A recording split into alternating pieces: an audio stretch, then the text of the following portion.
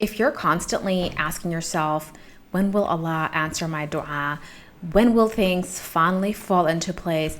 When will things make sense? Why is everybody else getting something and living their best life? And subhanAllah, why do I feel like I'm the only one who's suffering? Then this video is for you. SubhanAllah, we're gonna dive into detachment, not from your dreams, not from your aspirations, but from the illusion of control. And I'm saying illusion because control is an illusion. And we're gonna begin with a powerful dua, a dua that I always speak when I feel like I want to control things and I want to control, or I feel like,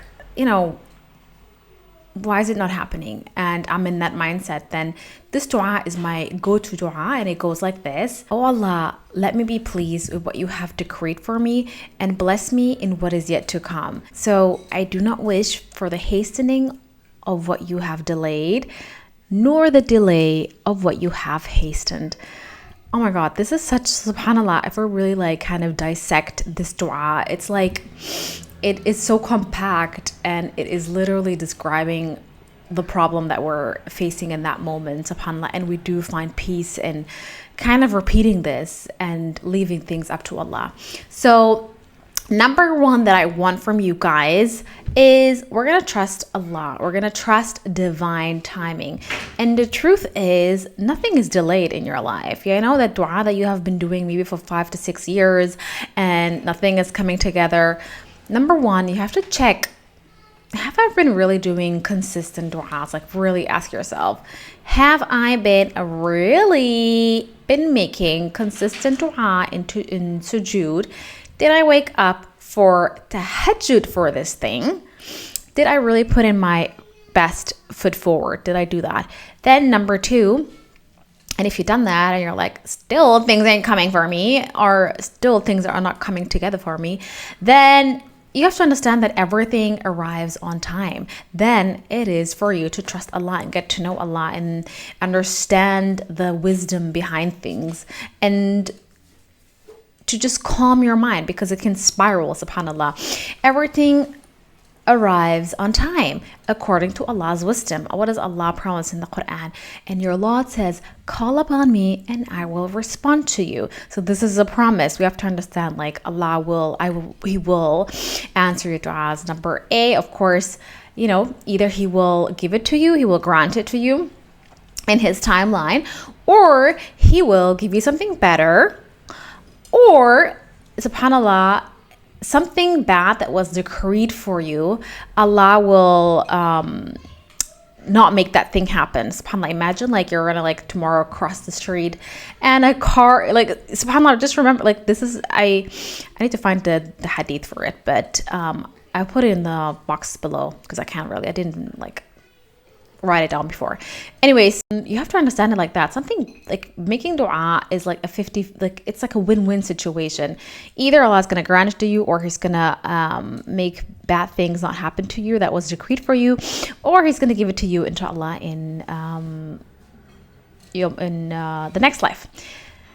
So Allah doesn't ignore you. He prepares you for it. Now, maybe you're not ready for it. You're still worthy of every dua that you make because Allah planted it in your heart.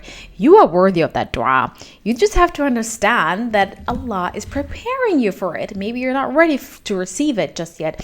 So every delay is either divine protection or preparation. You have to understand that. And you have to really the Germans, they say, schreib es dir hinter die Ohren, meaning write it behind your ears. I don't even know why they say that, but it means you have to remind yourself of that every time so you do not forget it. The thing is, your ego, subhanAllah, it will convince you that without this person, without this outcome, without this dua answered, that you're behind and that you're unloved and that you are not enough. But what you have to understand is, subhanAllah, whenever Allah put that thing into your heart, that idea, that thing that you, subhanAllah, wanted all of a sudden, you were worthy at that point. When Allah puts an idea into your heart, something that then propels you to make dua, you are worthy before that person chose you, and you were whole before anyone saw you. You were loved before anybody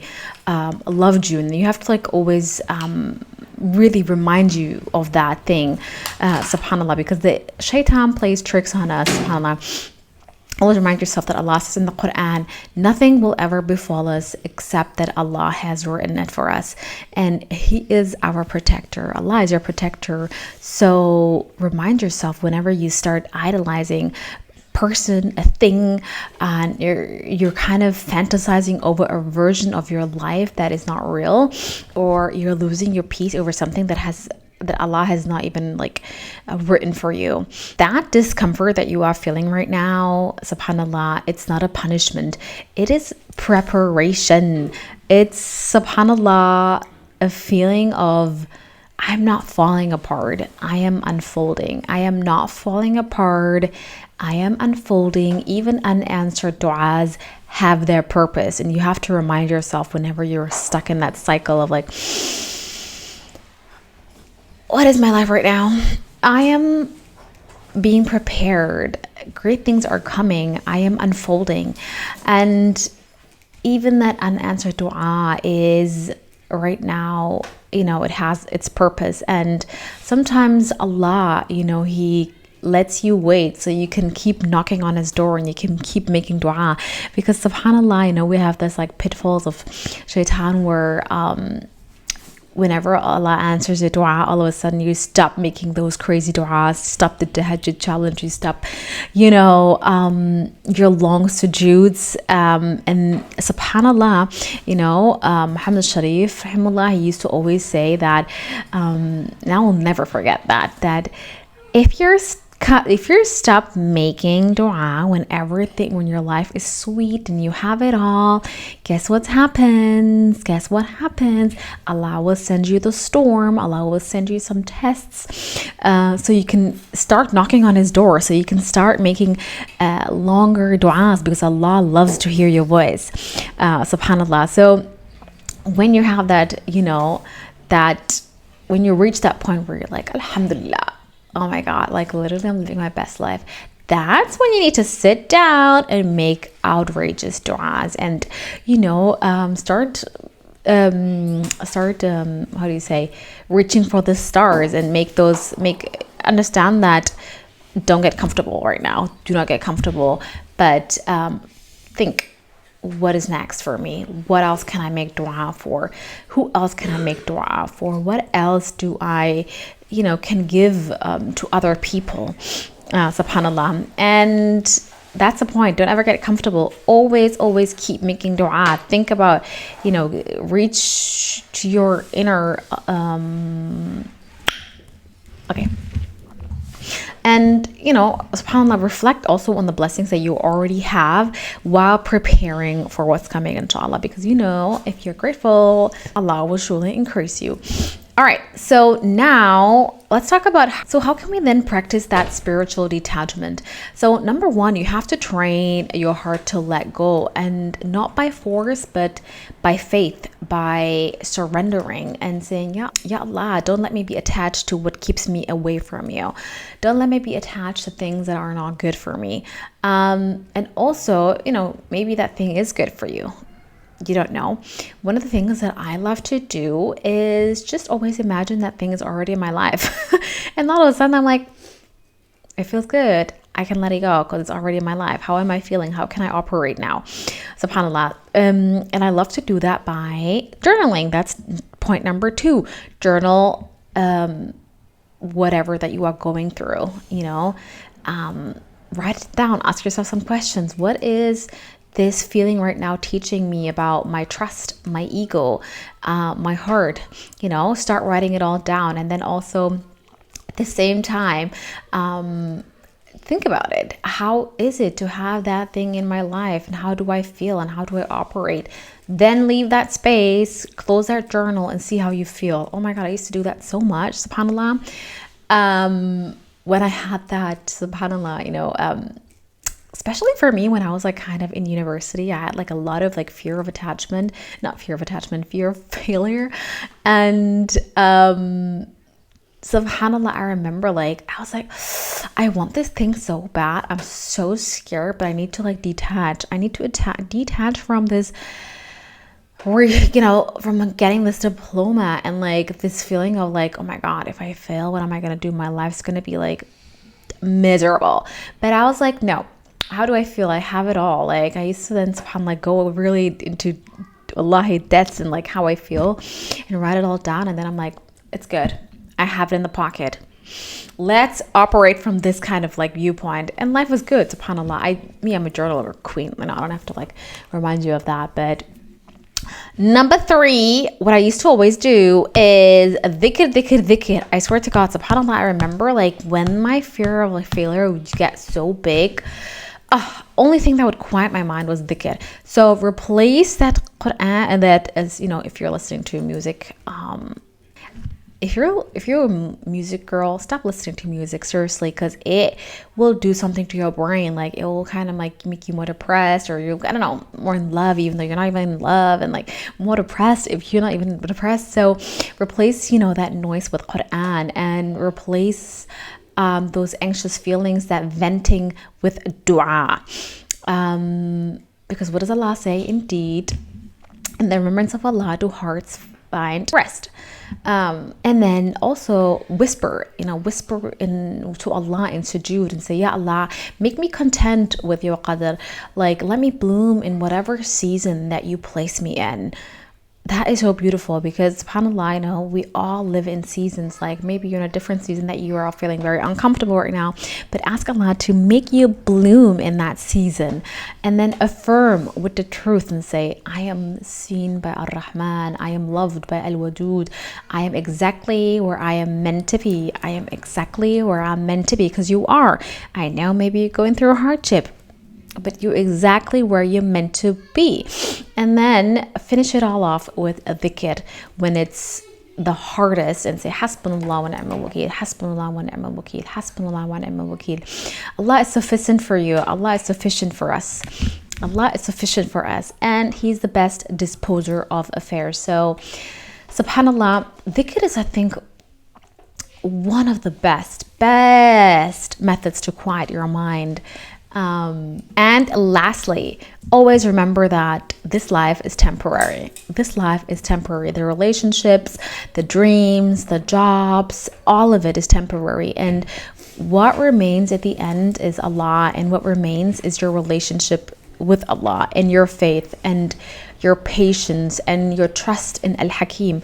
And maybe, just maybe, that's the real success story here. It's not like getting what you actually wanted, but it's, subhanallah, what happened in the process of getting it, you being transformed. And one of my favorite stories is, subhanallah, when I was like, I don't know if I should tell the story right now because it's like super long, but subhanallah, when I was like doing my A-levels, I told you this like fear of failure is like, I think, subhanallah, my God, it has been like such a big part of my life. And also when I was doing my A-levels, I remember, subhanallah, last year of it, when I was writing my exams, I did like a tahajjud challenge, because I was like so scared, so scared to like fail. And I was like, I need to like stop this. Let me wake up with tahajjud 30 days. First time I did it, subhanallah. And it was actually like a video that I watched by Sad Taslim, where he was kind of explaining, Allah comes down in the last third of the night, and He asks His servants, who is there that I can answer dua from? Who is there? And subhanAllah, he was kind of saying it's like Allah putting $1 million on the street every night and nobody wakes up for it. And I was like, yeah, bet I will do that, because I was so like, subhanAllah, those noise were so loud in my brain. I said, I'm done with it. I'm done with myself. So I did it, subhanAllah, 30 days. And even when I had my period, I woke up, subhanAllah. And I remember that what had happened is, not only did Allah, subhanAllah, bless me with like such good grades. And mind you, I wasn't like the best student. I was like an okay student, but I wasn't like an A kind of student. Guess what? Like, subhanAllah, I had such good grades. Number one, I I was shocked at that. But number two, what had happened is, I am not joking, wallahi al-azim, my heart transformed in those 30 nights, and Allah has opened up my heart like for the deen so much, to the point where then I felt like so comfortable, because before I was very afraid of doing that, to wear abaya to school. And mind you, I'm like in a little like German town, like nobody wears abayas. That was like almost 20 years ago. No, not 20 years, but 15. Was it 15? More than that, I don't even know. Anyways, it wasn't like this. Right now, like abaya is fine, like the girls are like, wow, hijab is there. But back in the days, like, forget about it. And I then, subhanallah, it was so easy for me to wear abaya all of a sudden. And like, before it was super hard for me. I was like, oh my God, people are gonna, what are they gonna say? What are they gonna think? And then after that, I don't know, Allah made it so easy for me to wear it and like not care. And that, it comes with, subhanallah, doing things that Allah loves. And in that process, the reason that I was telling you, in that process, like, Allah has opened up my heart so much that at the end, you know what I studied? Like after my A-levels, I studied like Islamic theology, because I wanted to learn so much more. But then like 2 semesters later, I stopped it because another reason for that, but it wasn't all that. And then I studied something else. Anyways, I'm talking and yapping, and I love it. SubhanAllah, I'm enjoying it so much with you guys. But let me close this topic. So what I said, that's the real success story. It's not where you're going to get at the end, but SubhanAllah, how Allah transforms you, your heart, and your relationship. So next time, you're asked, why are you so calm when your plans didn't work out? You're going to say, because I trust the one who has written it. I trust the one who has written my story and my plans, subhanAllah. And so if this episode touched your heart, don't keep it to yourself. Share it with somebody who's struggling to let go. And let me know in the comments, like, what's something that you're trying to detach from right now for the sake of Allah. And until next time, remember, what's meant for you will never miss you. Inshallah. Wa billahi tawfiq. Assalamu alaikum. My name is Hannah. I'm your host, and hopefully see you, inshallah, in the next episode.